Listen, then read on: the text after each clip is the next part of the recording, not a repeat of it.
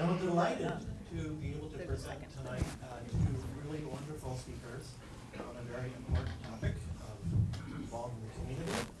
And this lecture is part of the lecture series we have as part of our fellowship program, Design for Spatial Justice Initiative. That's a 3-year program that will support a full diversity of perspectives with a range of lived experiences in the built environment.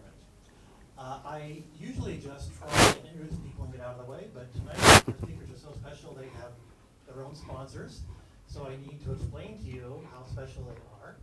Our first speaker will be Georgeen Theodore, who is a founding partner of Interboro in New York, and she will be followed by Craig Wilkins, our Belusky Distinguished Visiting Professor, who will introduce later. Georgeen is joining us as the Kenneth Helphand Lecturer. The Helphand Lecture is an annual lecture that was generously endowed by Kenny and Margot Helphand. Thank you very much.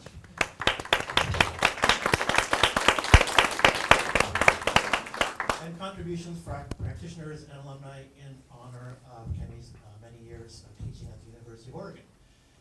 Helphand has taught design studios and landscape history and theory courses and historic preservation, thank you, and has inspired his students to throughout his own thoughtful and critical articles and books. He's also encouraged students to get out into the environment. Out of Lawrence Hall to take other classes around the UO, out of Oregon, out of the US, to learn from new places and people. But the flip side of that advice was new knowledge and insights gained elsewhere back to this place, into this community. Something that Helphand did in his teaching and continues to do with his writing and drawing. So the Helphand Lecture does the same thing. It brings the most interesting voices in landscape architecture to the University of Oregon, and we are very pleased that that brings us Georgeen Theodore, who is an architect and an urban designer. In 2002, she co-founded Interboro Partners, a New York City-based architecture and planning research office, who I think they've won about 1 million awards. Counting them all, there's about 1 million, it seems like it. They're just a really successful and terrific group that's solved all kinds of problems from neighborhood scale, Detroit neighborhoods, to working on the Rebuild by Design initiative that HUD put together at the scale of the entire coast around New York City. She, in her spare time, is a professor at New Jersey Institute of Technology School of Architecture, where she is the director of the Infrastructure Planning Program, and she studied at Rice and GSD, that's Harvard. And we're glad to have her tonight. Georgeen.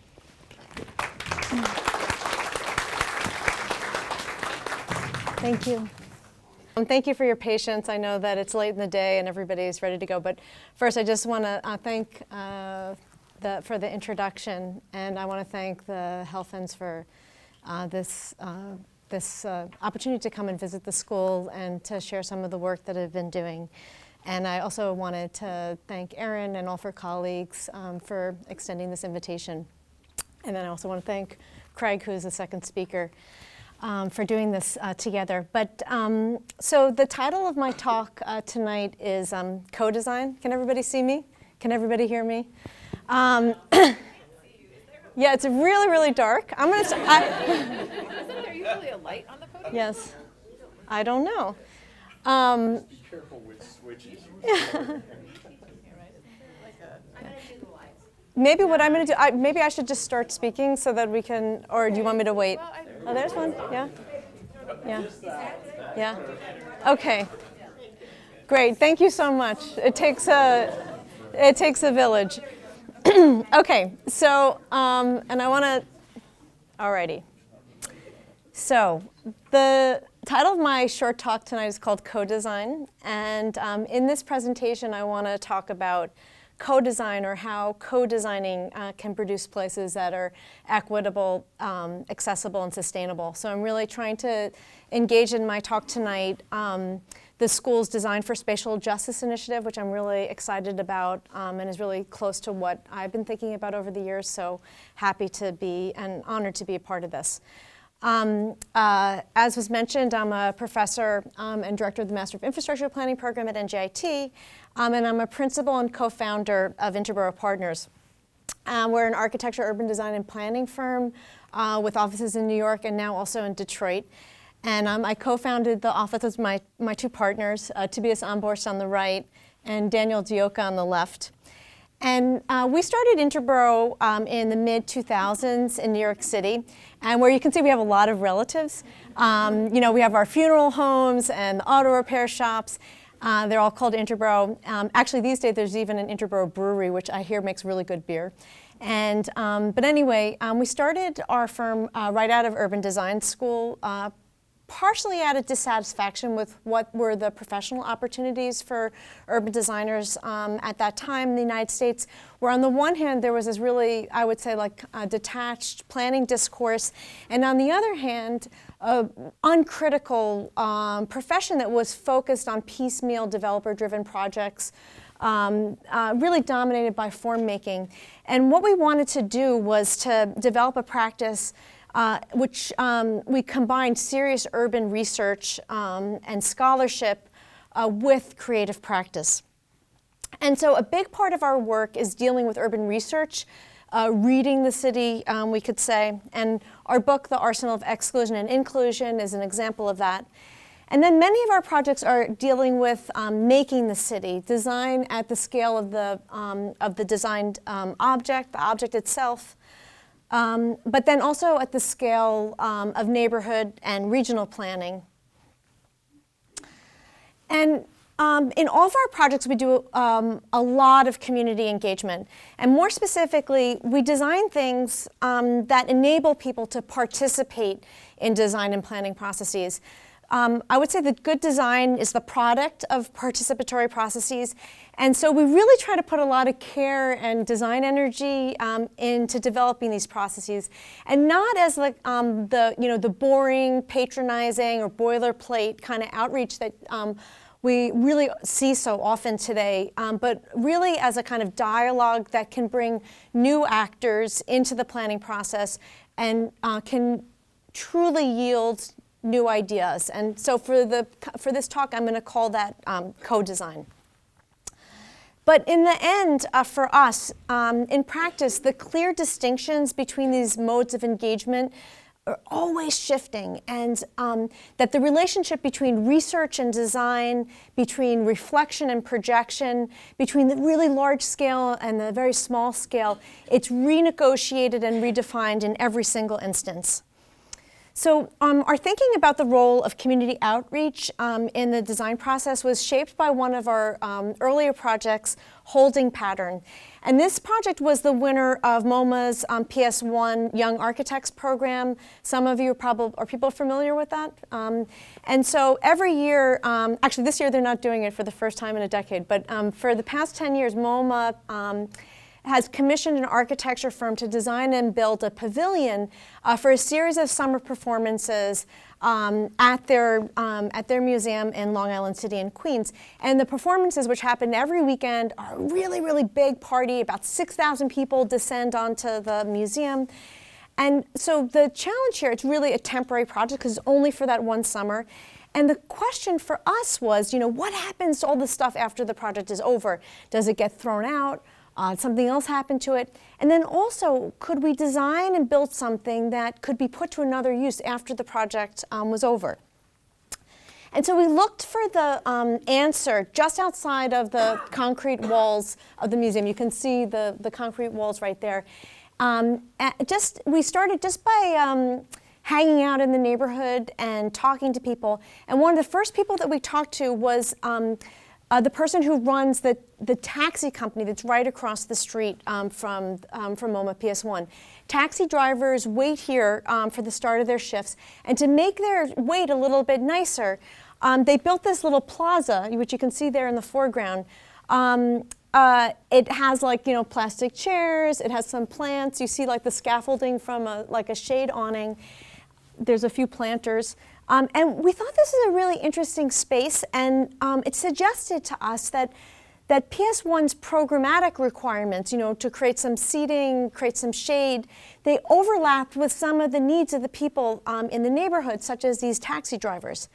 And so we started asking PS1's neighbors if there was anything that they needed, things that we could design or buy and use in the pavilion over the summer, and then give to them in the fall, once the project was over. And so we talked to many different people, And so instead of working for one client, MoMA PS1, we started working for more than 50 community organizations all over Queens. And we built the things that people requested, like chairs and benches, lifeguard stands, chess tables. And here's the spaces that they went to in the fall. And here's the map of where they all went, all over Queens. But before everything was delivered to their owners in the fall, they were stored in this courtyard in the summer, creating a setting for the summer parties under this column-free shade roof that was created simply by connecting the edges of the courtyard, making form out of the shape that we found there. So a lot of people asked for trees, and we got about 100 trees, and we arranged them in this kind of temporary forest in one of the parts of the courtyard. And each tree had a tag that said where it would go after the summer, namely to places like this, the Teamsters parking lot across the street. You remember Aussie, the Teamsters had requested some trees, and here you see the trees being planted. Long Island School of Ballet, they had requested mirrors for their expansion. And so we got mirrors and we put them in this small, kind of smaller courtyard that was off of the main courtyard in this like pseudo post-minimalist installation. And here are the mirrors in their new home. And so we played out this process with all of our adopted clients. So you can see here. So it was a really interesting space of interaction between these different publics. The hipster warm-up crowd, the museum visitors, the contemporary art enthusiasts, but then also the people who never had set foot in the museum before, people who came to visit their stuff, their tree, their sandbox. And people came to the many events that we organized with our community partners because we invited the people and organizations that we worked with to make use of the museum courtyard for programs of their own during the summer months. And events included things like, quilt making workshop with the New York Irish Center. There was a kids reading hour with the Queens Public Library. There was a b-boy session and aerosol workshop. With some examples of aerosol art displayed in the courtyard. This was certainly a first, may have been a last at MoMA. But it was really about creating this interesting dialogue between two publics and two discourses, and at least temporarily turning this museum courtyard into like a radically public space.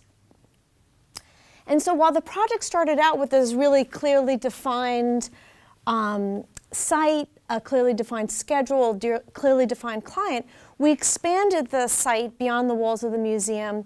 We expanded the schedule beyond the summer, and we expanded the client from one, MoMA PS1 to 50 clients all over Queens, matching the needs of the event with some of the ideas and desires and needs present in the neighborhood. So you've probably seen out in practice that community engagement is, despite the best intentions, typically, I hate to say it, pretty boring. It's sometimes lame. What Sherry Arnstein identifies in her ladder of citizen participation as tokenism. I'm sure many of you know what I'm talking about. This is the kind of patronizing, boilerplate kind of outreach that one sees so often. And for us, holding pattern was a turning point in our office in which we identified engagement as a foundational creative process, something central to the making of a space. And so with holding pattern, we didn't see engagement as a required task to be completed at the beginning of the project, by social scientists or some consultant that we brought on board, but really as something to be designed. Designing the process, but then also designing the physical space of engagement. And this has become a really important topic for us in our work, something that we're sought out for, and something we've continued to develop in projects around the country, like in Detroit and St. Louis, but also in Antwerp and Athens, Greece. Here in Cambridge, Massachusetts, where we developed the city's new comprehensive plan with UTIL. This is part of a longer planning process. And it has its kind of official, outreach formats of, community meetings, but those meetings typically bring together the same well-informed group of people. And it posed the question really how to talk to everybody else who's part of the city, but they don't really have the time or the information to show up to these meetings. And so we did that in a number of ways, including this model, which is in the shape of the city, and the stools are actually in the shape of Cambridge's different neighborhoods. So you can actually sit on your neighborhood. And it traveled around the city in this U-Haul truck and popped up at different corners of the city every week or so.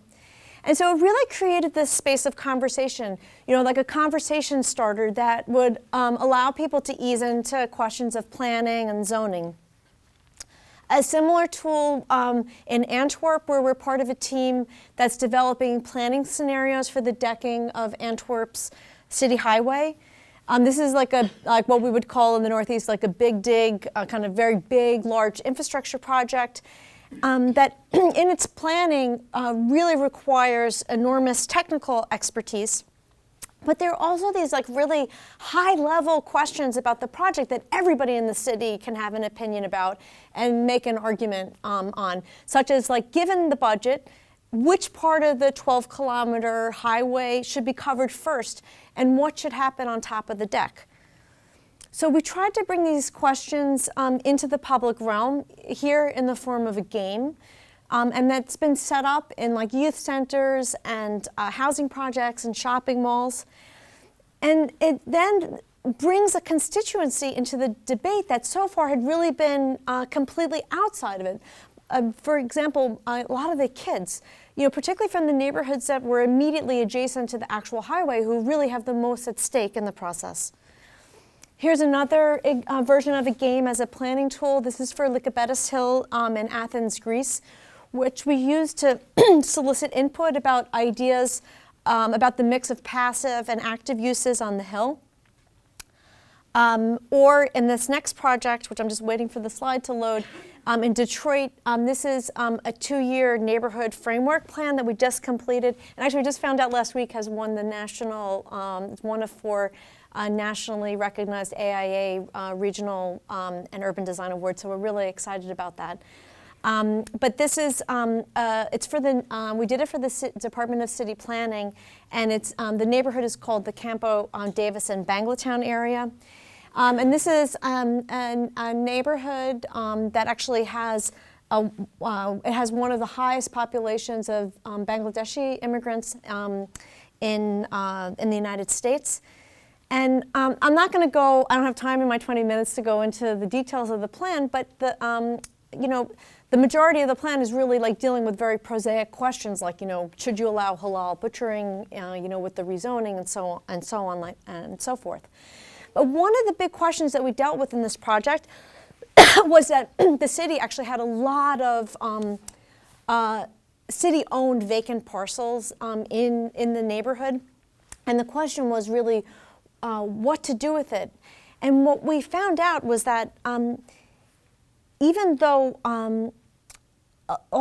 there were all these vacant lots, and the city thought that they were vacant, not being used, and also more or less valueless, a lot of the land was actually being stewarded, meaning that they were being taken care of by the neighborhood residents without owning it. And so we built one of the planning elements in this project, which is now being piloted, to basically transfer the stewarded land to the stewards. The point I want to make here is that you would never know about these practices of stewardship by analyzing the city's GIS database. They don't give you kind of a database at the beginning to say, this is the land that's stewarded. You can't even tell by just driving around or looking at the properties actually what is being stewarded.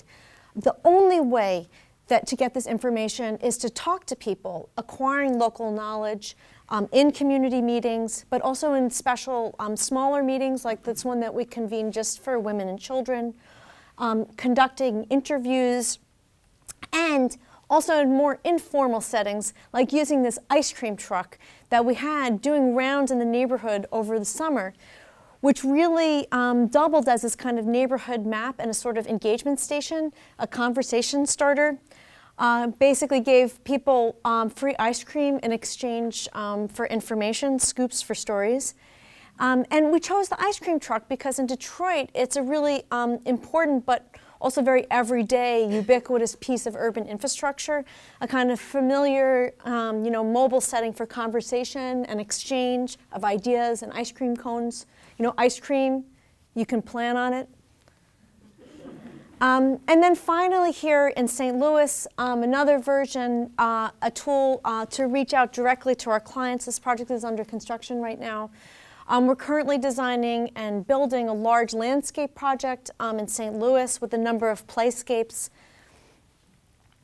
And to generate the design, we developed this kind of feedback loop, really trying to take seriously not only the design of public space, but also design itself as a public space. And so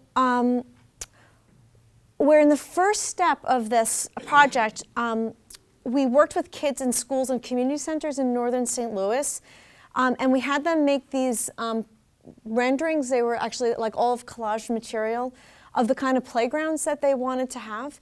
And these are schools that are not immediately adjacent to the park, but in areas that have very, very little park space. So in addition to getting feedback, the goal here is really to build a constituency of kids who feel like that they have a stake in the design and feel ownership.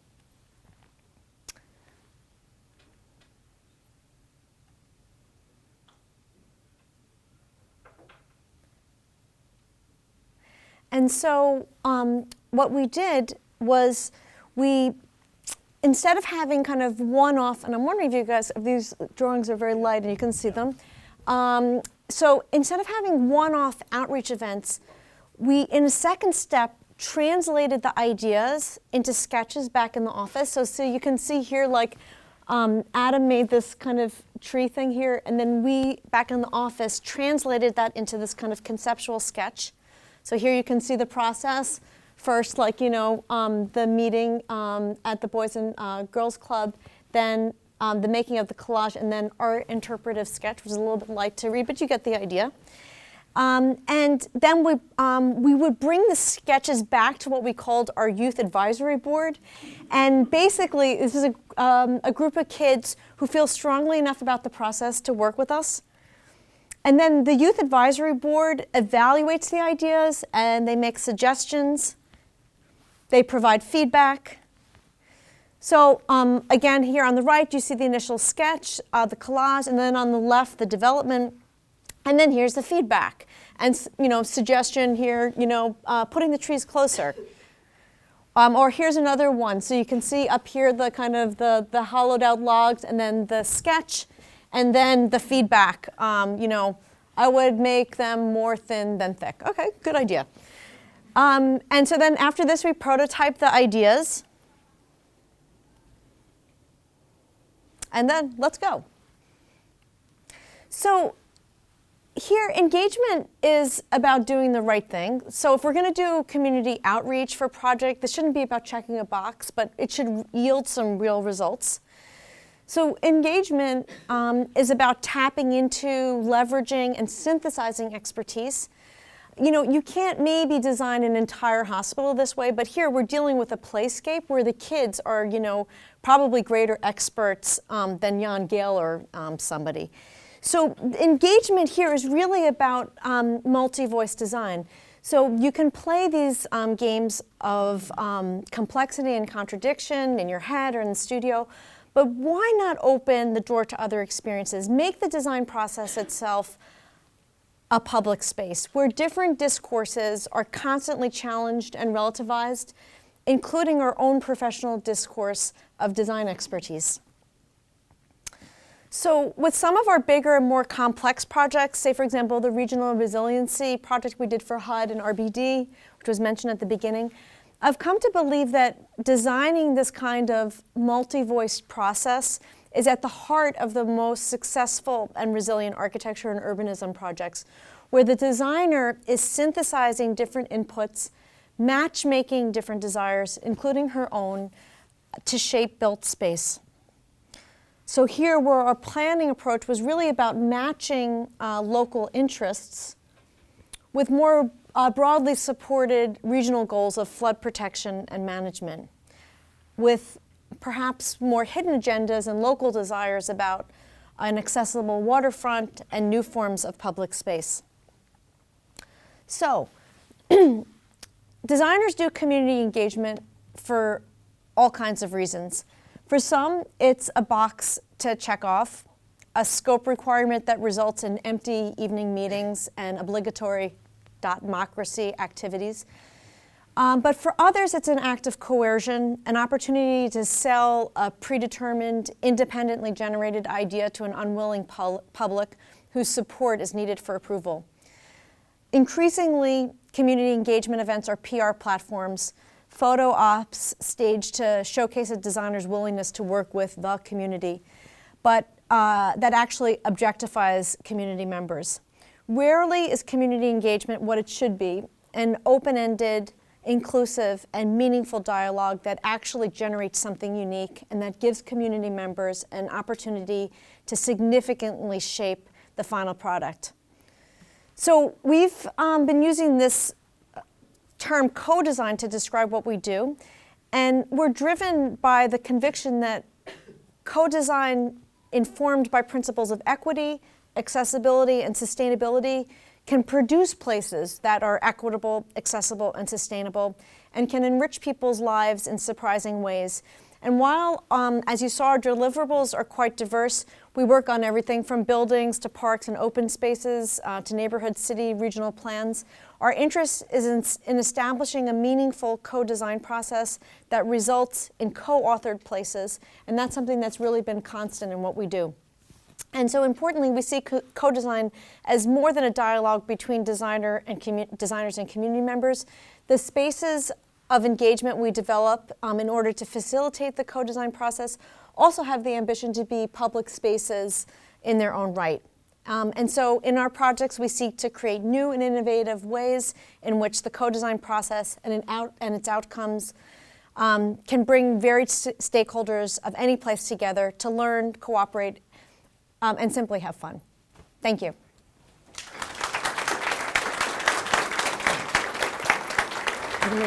Should I pull up? I'll pull up Craig's presentation for him. Thank you, that's great.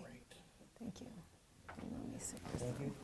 Thank you, Georgene. My pleasure. That was terrific. As a planner, I heartily approve of your designing the community engagement process. That's really critical and really wonderful to hear. There we go. Oh, nicely done. That is Craig's presentation there. Put that over there.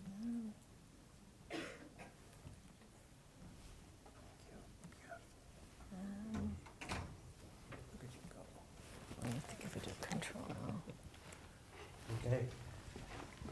Our next speaker is Wilkins. He is the visiting, let me get this exactly correct. He is the Distinguished Visiting Professor in Architectural Design, position created in 1993 in honor of Pietro Beluschi, an internationally known architect who helped establish a Northwest regional style and design some of the coolest buildings in Oregon.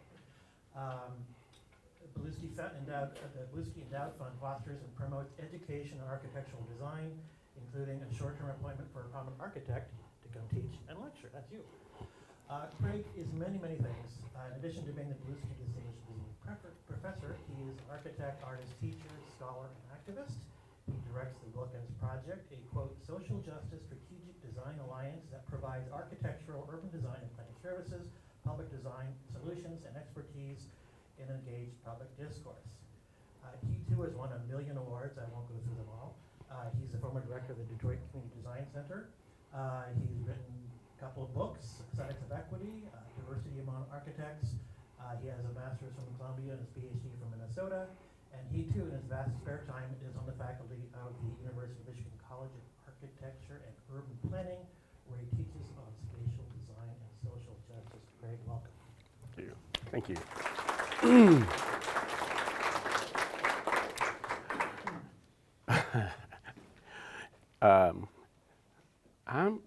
I'm supposed to see my thing, right? Okay. Well, It is on a timer, so let's just see if that works out. All right. Thank you, Jim, Aaron, and the absent Nancy, and Georgeen, faculty, staff, students, and Spatial Justice Fellows, if any are here, and anyone else in attendance this evening, I guess. I'm really happy to be here. You're all very kind. This is an honor for me. Your presence is greatly appreciated. As I'm anxious to get to what I hope will prove to be an interesting and enlightening discussion, my opening remarks will be brief, which admittedly is difficult to do. In the origin story of my life, brevity is my arch enemy. So for this talk, I actually originally thought to show you a small, quick year-long project that was one of the last projects that we did in the Detroit Community Design Center, and have a little back and forth with you about its origins and its implications. But then I thought, well, it's kind of routine, and so far, very little about my time here has been expected. And that's a good thing, and I hope it continues. Now, there's nothing wrong with talking about the built form. As architects, we make things, and it's only reasonable to want to see and show the things we make. But in the end, I decided against it, not only because it's expected, but also because it's not the only thing that architects do. And in all honesty, I don't think that's why I was selected to be a fellow. Now, don't get me wrong. If you make it to the Portland lecture, you will see a good number of images of objects one might expect to see in a typical architectural presentation. But today, I thought I'd talk with you about that other architecture. That architecture that is often overlooked in our discipline, and I suspect the reason why I'm really here. I'm here because I write, like a lot. I write more than I talk, and believe me, I talk a lot, an awful lot. But make no mistake, I stand before you today because I write. And if you will indulge me for the next few minutes, say 10 to 12, I'll try to share with you exactly why I do it. To begin, I write to make sense of the world, because to me, the world often doesn't make sense. Mostly what I write about is architecture, because after over 3 decades in this field, it frequently remains confusing to me still. So I write to make it clearer, so that I can do my job, so that I can pursue my passion. I write to make it better. Now, while I've been completely engaged in architecture over half my life, I've been completely engaged with being an African American all my life. So it should surprise no one that I write about architecture through that particular lens. Because honestly, as a person of color, the study and practice of architecture can confound to no end. I write because if I can make sense of my frustration, I might help others who can make no sense of my confusion to at least understand it, if not empathize with it. Maybe I can help others like me make sense of their similar frustrations. So I write. I write because in the writing there is solace, and I'm doing something about my confusion, even if, in the end, it is useful only to me. I write because, to paraphrase Flannery O'Connor, I don't know what I think until I read what I write. I write a lot about race and space because that's what confuses me the most. I ask myself how a boy simply walking down along the edge of a Ferguson street ends up shot dead by someone who was sworn to protect him. How a child playing cops and robbers with a water pistol in a Cleveland park is slain by someone sworn to protect him. How a man who comes to the aid of 2 women of color on the Portland Trimax can ultimately lose his life for that act of kindness, for that defense of someone's right to space. These types of events trouble me in the best of times, and they make me livid in the worst. So I write to make sense of such things, to interrogate my confusion, to wrestle with my anger. I write to make it all better. Now, one might say that such things are not the privy of my professional lens, that I am conflating my identity as an African American with my identity as an architect. To those folks, I ask, how is one to separate the two? How is one to separate the arm from the hand, the mind from the body? Can you do that? I cannot. I don't know how, and I don't want to learn. For me, they are inseparable. If we are honest with ourselves, we should understand that there are no architectural problems per se. They are a product of the world in which we inhabit. Architects shape space. That's what we do. And to some degree, we've had a hand in creating the conditions from whence these incidents occur. So I write to make sense, to explain, to share, to grieve. I write to make it all better. In a way, I have no choice. I'm not the most patient or forgiving person, so I write to keep the impulse demons at bay.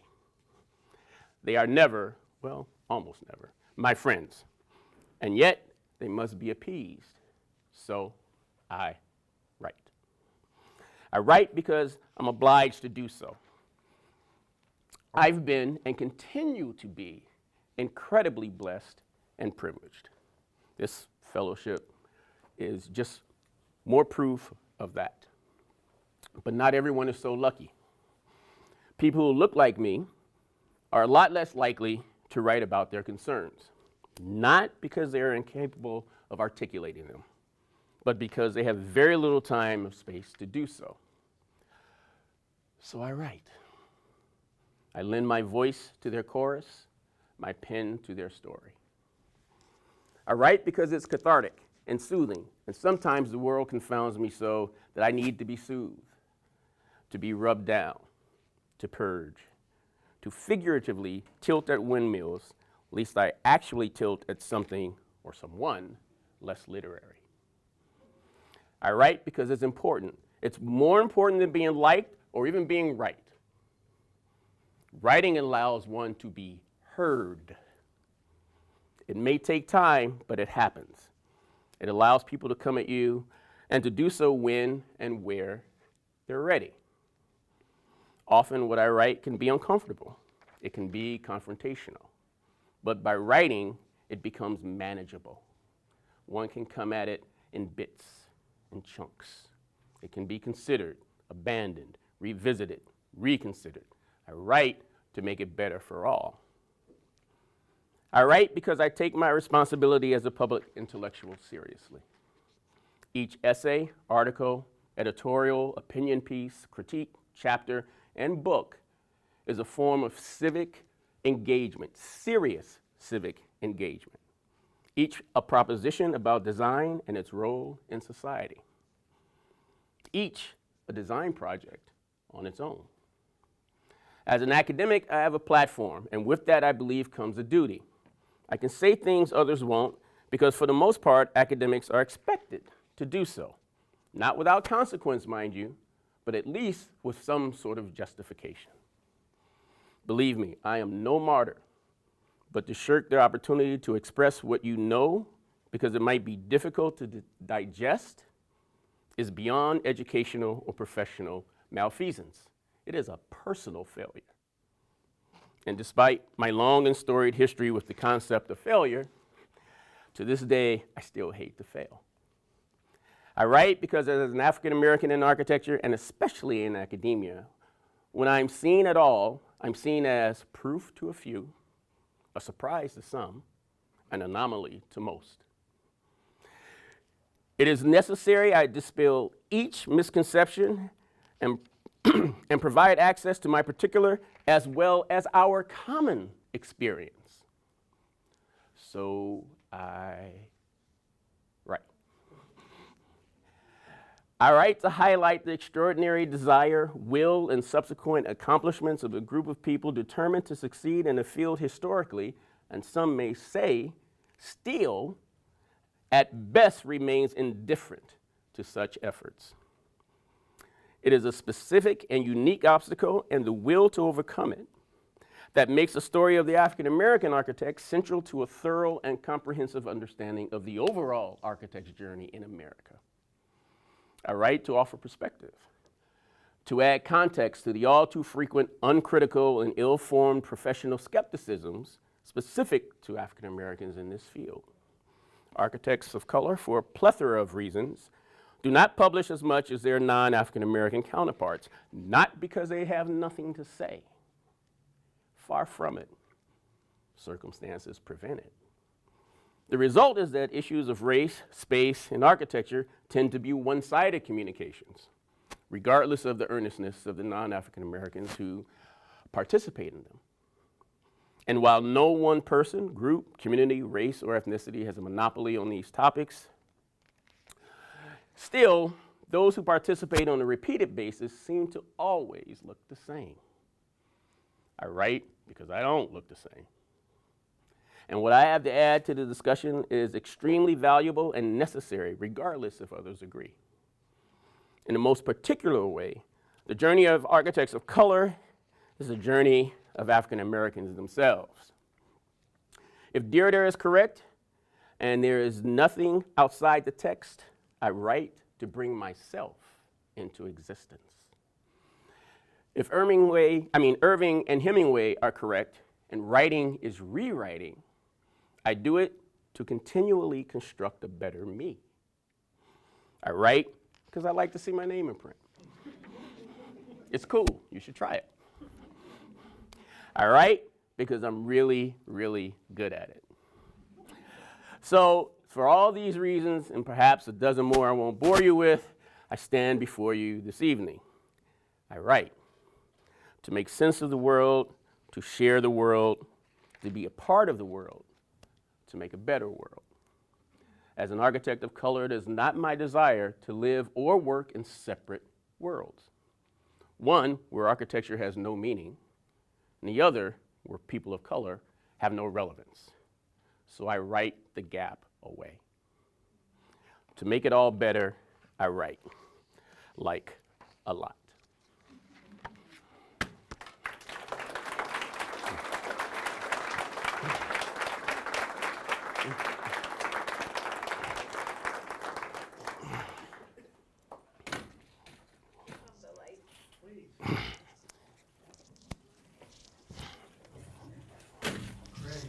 Yep. You write beautifully and powerfully. Thank you. I'm sorry, what? You write beautifully and powerfully. Thanks for sharing that. Oh, you're welcome. I think these talks are exactly what this conference wanted to be. They're bringing us new ideas, and these ideas from the real world, people engaged in communities. And I wonder if you could take just a minute to have you two talk to each other for a second. Hey, how you doing? Yeah. What's going on? How was your flight? I'll take you here for a while. You can think about what you're going to say. Oh, okay, I'm sorry. Really, Georgeen is trying to find people and have them give them a voice. And you're using your own voice and trying to speak for other people like you who are outside the system. So maybe the two of you could think about what each other are working on and how you might work together or how you might comment on each other's work or where you see similarities and differences in how you approach it. Georgeen's looking at me. Well, what I liked about your talk is that's the kind of stuff that you are doing, maybe not on the scale that you're doing it, but that's the kind of stuff that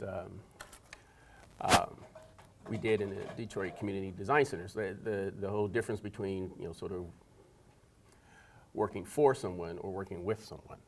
Mm-hmm. I'm impressed that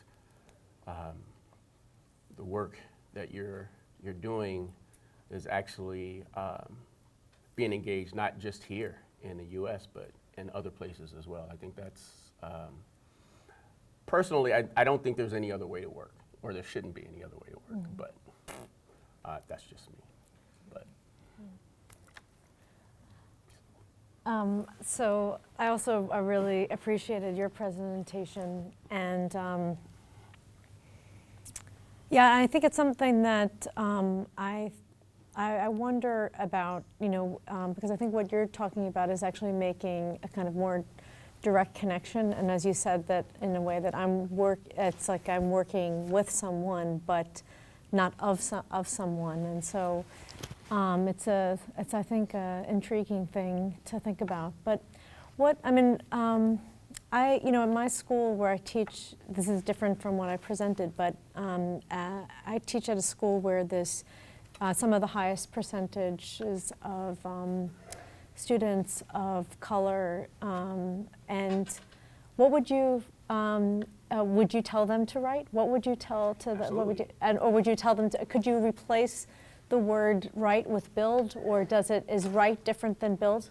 It's not. I don't think it's an either or kind. I mean, I still do architectural projects as well. It's just for me, writing's faster. It is. It's lonelier, but it's faster. But no, I don't think it's an either or proposition. No, I think in a sense, and I don't know. I'll have to think about how I'm saying this, because it may not be the way that I would. I don't want you to take it in the wrong way. I think you kind of have to have a platform to write. Right? You have to have some expertise about something, right? And if that expertise comes from you as someone who is practicing architecture, it's just another extension. Like, I see every project, every piece that I write as a design project. For me, it's a design project. I'm trying to communicate an idea. I've got to choose my words. I've got to design the process. I've got to figure out who my audience is going to be. I've got to figure out what I'm trying to say. It's a design project. It's just a design project that you use words and not, pens and graphs. I was wondering, like, in a way, I think our talks paired together are, in a way, pointing towards a more expansive definition of what the architect is today. Absolutely. Or like maybe we would say the designer, because just like when I was talking about my work, that we're not only designing the space of engagement, but also really just thinking about designing the process. And I think what we're both talking about is taking a much more expansive idea about what the practice of architecture is. So that could be another kind of point through which to have the I No, I totally agree with you. I for the longest, I've been pushing for a broader definition of the architect. I think it's absolutely critical for us if we are to move forward into this century as a discipline. I'm not doing this to offend anyone, but the days, I think, of the gentleman architect are over. That you're sitting waiting for a client to come to you and you take their program and you go away and you do your thing and you come back and you present it. That's dead, or it's dying. There are too many other ways in which people, listen, just like people believe, everybody in this room believes you have a sense of humor, right? Everybody. Just like everyone believes they have a sense of humor, everyone believes they have a sense of design. And they're not going to pay you to tell them that they don't. Not going to do it. There's too many other places they can go. So I think that the definition of the architect needs to grow. I mean, that was, that's a, so the Beaux-Arts, what, 1687? 17th century definition. We're in the 22nd, right? 21st? Which is 22nd? Is it in the 22nd? That's 500 years, man. You gotta change. It's gotta change. And I think the kind of way in which you are practicing points to the kind of change that needs to happen. We have many students and that's too teachers bad. and practitioners here who are thinking about change. So let's see if they have any burning questions or comments on these fun talks. I see someone actually putting their hand up. I think both of you were in my studio earlier with Karin Vincent. That wasn't me. And, so in that studio, we're looking at urban design and trying to fix some of the alleged urban renewal projects that have plagued Albina in the past. What kind of strikes me about our studio is that we're trying to come in and have this more inclusive design, but we're this group of mostly white people trying to figure out what to do with this historically black neighborhood that fixes what people who have looked like us have done in the past. As students, I don't know how to engage people very well. So I guess what would be your advice, both of you, on starting to learn engagement and how to think about that as a student? You don't want to take that? I'm happy to, but I'm also No, ready you to go right defer ahead. to you. No, you go ahead. No, No, you go ahead. You go right ahead. I will follow up. Well, I think that your questions are really sensitive, and they're right on. And I think one thing, just structurally to think about, is also, you as students here are kind of now part of the school, and I think one thing to be thinking about, what is the face of the student population in the future? And I think for the student organizations, I would also encourage you to be more involved in who actually chooses to, who feels welcomed here and who comes to the school, and to think about actually just who's your cohort and who you're studying with. But I would say that I would just try to spend as much time as you can in the neighborhood, and just being a good listener, and trying to understand where people are coming from, because I think that I'm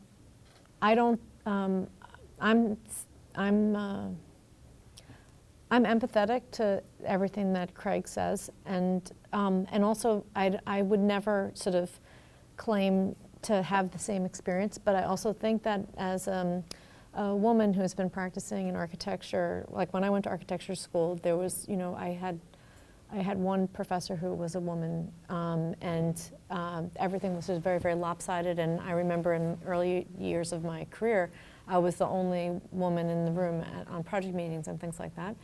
So like, I don't have the same experience that Craig has, and I know that women have not experienced the same systemic prejudices that African Americans have faced in the United States, but we still have not been treated fairly.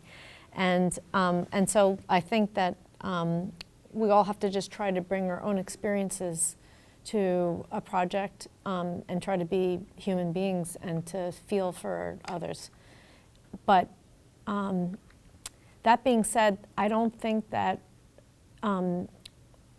because we are all human beings and we're trying to hear and listen to others, in order to be a good designer doesn't mean that you have to be exactly like the person that you're designing for, and that we as designers have, I think, we have a certain amount of expertise which allows us to synthesize and put things together and to match up things that maybe someone who's just living their day-to-day life can't see. And so I think that part of working in the world is seeing the world sensitively and with humanity. But on the flip side, I think we also should try to use design for good. And I think that you don't have to necessarily have the same experience as someone else in order to provide good design expertise. No, I would echo that. I don't, I think I would suggest just being honest.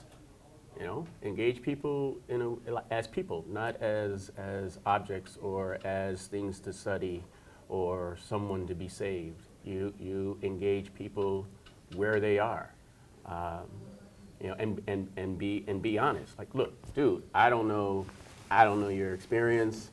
I'm new here.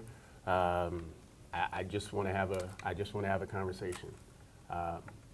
And I think if you approach people with a little bit of humility and a little bit of honesty, most will respond.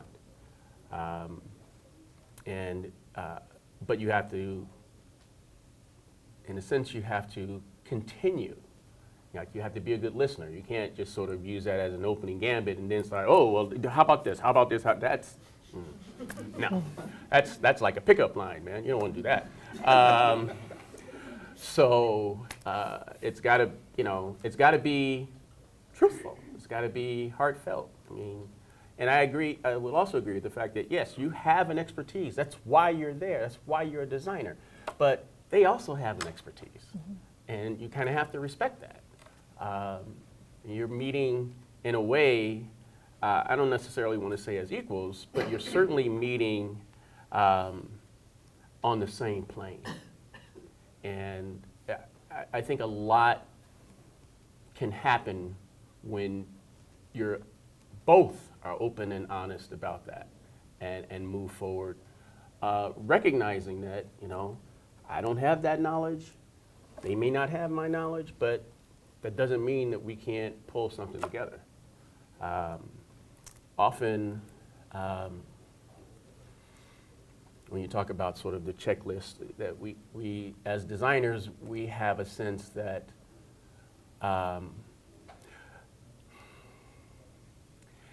so every problem doesn't require a design solution. And sometimes we feel like if we're not doing design, we're not practicing architecture. And I wholly disagree with that.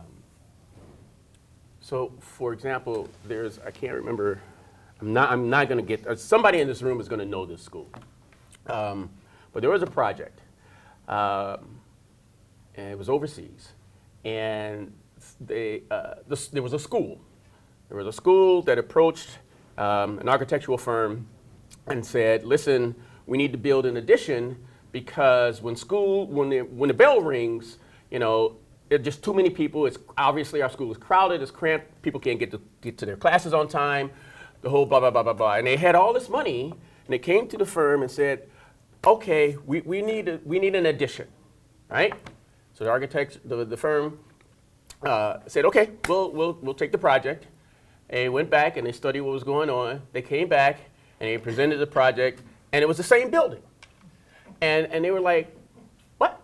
Said, just stagger the bell. Stagger the bell. Problem solved. Now you've got a couple $1 million to go buy new library books. Now some people are going to say to you, why would they do that? They could have built, they were going to get a building. It was going to go in their portfolio. Why would they do that? To me, they were practicing architecture. They were solving the problem. Sometimes the problem isn't a building. Sometimes the problem is the process. Right? I don't know where I was going with that, but that's it. Questions, comments? I saw you right there. I think going off of that, when people think about what is the role of the architect or landscape architect in addressing issues today, I work in climate change. What can landscape architects do about climate change? Oh, they can plant trees or filter stormwater, but I think what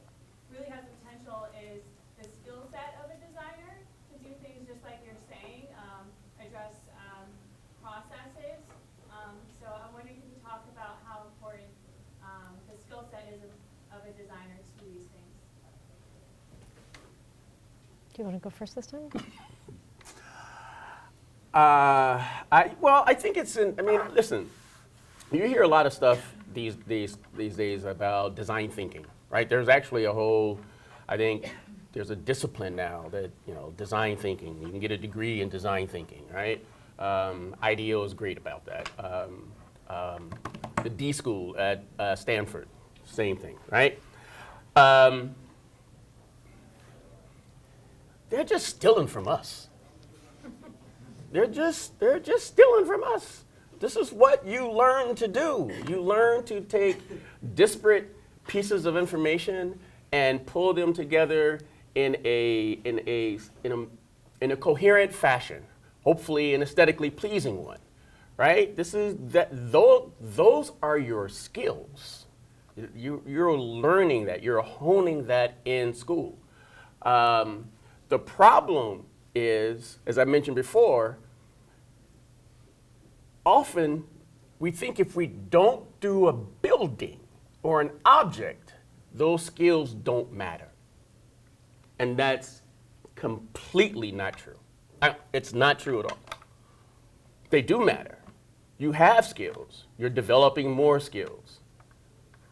But don't apply them thinking that they have to be, that the outcome is already predetermined. It might become a building, and hopefully it will in most cases. But stagger the bell.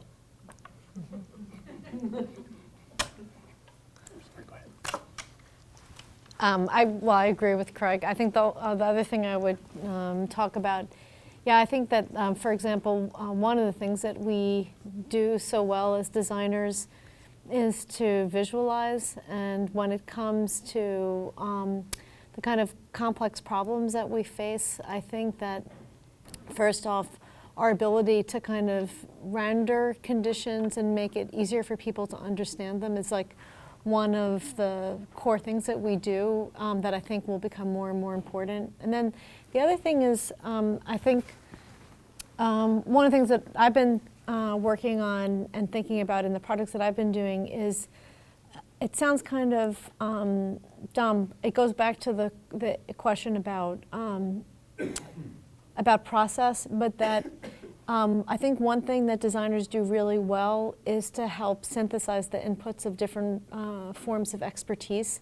And so when we face really complex challenges like those related to sea level rise, or as you all face here, the risk of catastrophic tsunami, there's so many different inputs that you have to think about. And I think that designers are in a really great position to kind of synthesize and coordinate all those different inputs into something that's bigger than the individual input of an expert. And so I think that the things that I talked about today for the most part were fairly small projects, but some of the other projects that I've worked on that are much more complex and much more large scale, I think that designers can really play the central role in developing a feedback loop to bring together those different forms of input, and that is really required to solve super complex problems.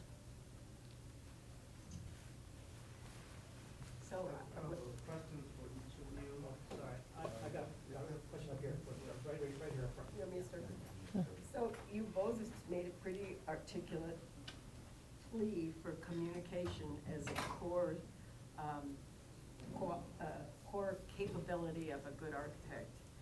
I guess my question is, architects are pretty terrible writers, and they are often not very good communicators. And so if you were thinking of an architecture school, and you were thinking of how to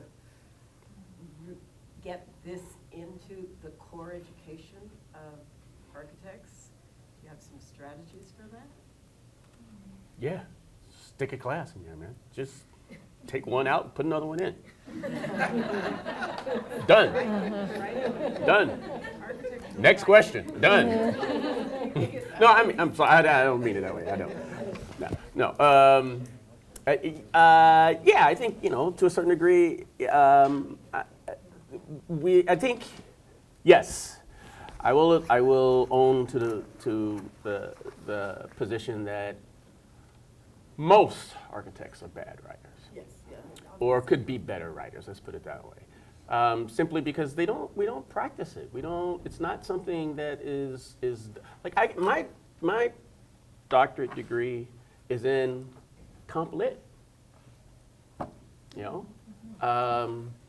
So, and I actually teach a writing course for our doctorate students in Michigan. I teach them how to write because they are, anyway. But we don't, in that sense, I mean, Michigan is forward thinking in that sense. That program was forward thinking because they recognize that they've gotten probably to their PhD without having to do anything other than a paper. But to be a scholar, to influence folks, you have to be able to communicate, right, beyond a paper. I think we need to focus on that in architectural schools just in general. Because at some point, you're going to have to write a report. You're going to be interviewed. You're going to have to write something as a professional. It's just inevitable. And you might as well start now, recognizing that, you know, if someone can't read your RFP, your response to that, or your sentences are less than grammatically correct, or they're grammatically correct but they don't make sense, that's bad for business. It's just bad for business. So, you know, I think writing is a very important part of you know, the discipline of architecture. But we often write for each other and not for the public. And when you write for each other, we forgive a lot of that stuff because that's how we write as well. But if you have to write to the public, you better know how to do it. So, I would say that I think that the way say like the past 20 years, I feel like I've seen kind of a shift in the studio from like students doing an individual project where they just are judged on the drawings themselves. And I think that I really stress communication and actually collaboration in the studio, where it's not about one individual person presenting their idea, but people actually developing a narrative through their drawings and presenting those ideas and convincing others of the soundness of their design decisions.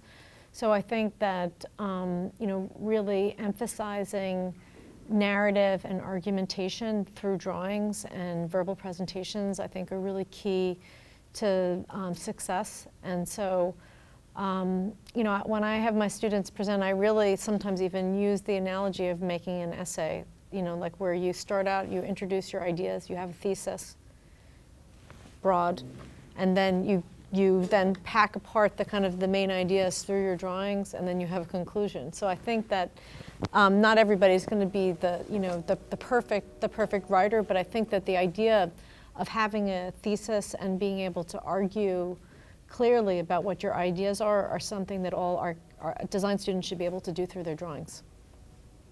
I would, just to piggyback, I think you're right, to piggyback back on this just really quickly, the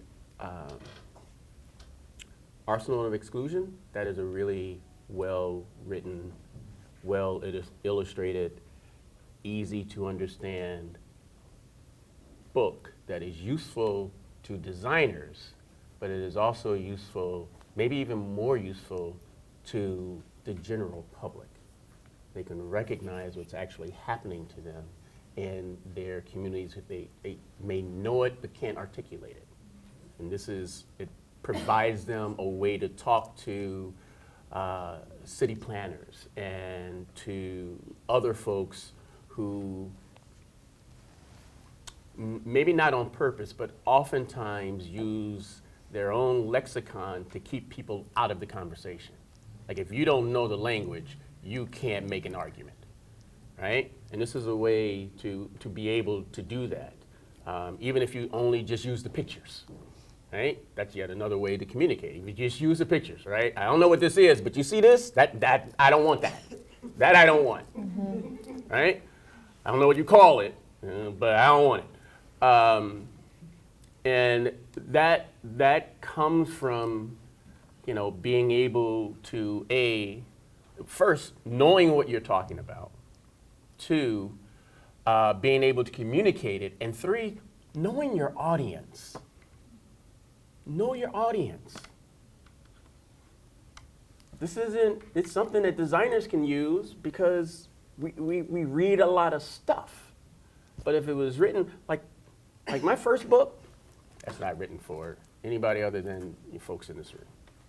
I mean, just because I was angry and I wanted to be angry at you. But, but I'm not angry anymore. But yeah, you gotta know your audience, man. Just like you have to know your client. You gotta know your audience. So, okay, I'm done. What? Yeah. Unfortunately, we've reached the limit of our time, but not the limit of this conversation. And you're giving us a real great boost to continue these ideas and thoughts and confront some of the very difficult things we need to do in this profession. So let's thank them again for a great evening of talking about these issues, and we'll be thinking about your work. Thank you.